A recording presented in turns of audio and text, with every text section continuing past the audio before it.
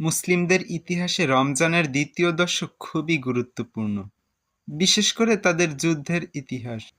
কারণ রমজানের এই দ্বিতীয় দশকই মুসলিমদের সাথে অমুসলিমদের ব্যাপক যুদ্ধ সংগঠিত হয়। তার মধ্যে অন্যতম হল চেঙ্গিস খানের সৈন্যবাহিনী মঙ্গোলীয় সৈন্যবাহিনীকে পরাজিত করা। এই রমজানের দ্বিতীয় দশকেই চেঙ্গিস খানের এই কুখ্যাত বাহিনীকে মুসলিমরা পরাজিত করে।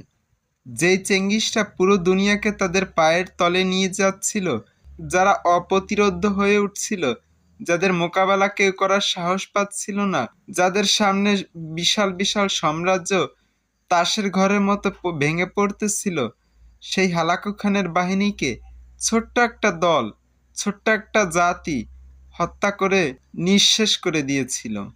আপনারা সেই জাতিটার নাম জানেন? হ্যাঁ, তারা হলো ফিলিস্তিনি জাতি। তাদের সাথে ছিল মিশরীয় সুলতান সালাউদ্দিন আইয়ুবীর কিছু সংখ্যক ক্রীতদাস এবং তার অনুগত কিছু সংখ্যক সেনাবাহিনীর সদস্য। বর্বর মঙ্গোলীয়রা যখন সবকিছু একে একে গ্রাস করে ফেলছিল, বাগদাদ নগরীর মতো বড় বড় মুসলিম সাম্রাজ্যের পতন ঘটিয়েছিল, মামলুক দাসদের বংশ থেকে একটি দল, যারা মিশরকে পরিচালনা করছিল, তারাই এই বর্বর অসভ্য চেঙ্গিস বাহিনীকে গাজা ভূখণ্ডের সাগরের তীরে আবদ্ধ করে ফেলে। আর এর পিছনে মুসলিমদেরকে প্রচণ্ড দূরদর্শিতা এবং সামরিক দক্ষতা দেখানোর প্রয়োজন হয়েছিল। সেই সাথে ছিল দুর্বল অসহায় মুসলিমদের ইমানি শক্তি।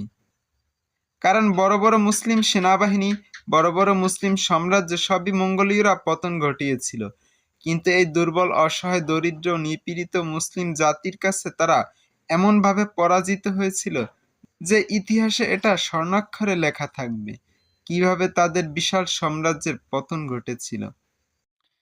প্রিয় বন্ধুরা, ভিডিওটি ভালো লাগলে অবশ্যই চ্যানেলটি সাবস্ক্রাইব করে পাশে থাকবেন এবং আমাকে এরকম আরও ভিডিও তৈরি করতে উৎসাহিত করবেন।